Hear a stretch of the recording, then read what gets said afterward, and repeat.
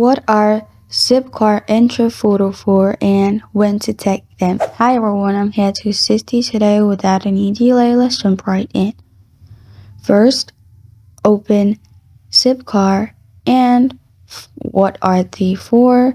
The photo upload feature provides you with a new quick way to report the condition you left the vehicle in. By doing so, it ensures that you're not held responsible for damage or mess that occurred outside of your trip window.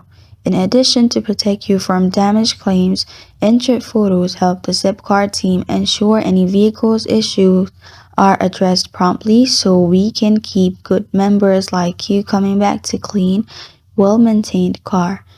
And when to take End-Trip Photos is when you open the app and then click on tap End-Trip, and after that it will prompt you to take or upload photos. And before photos, clean out the car, make sure fuel is at least 1 to 4 tank, and lock the card.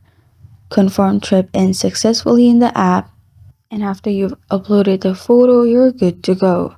And this is what Zipcar End-Trip Photos are for and when to take them. Thank you for joining me today. If this video helps you out, please leave a like and subscribe for more. Got a question or want to suggest a topic? Comment below. Thank you for watching.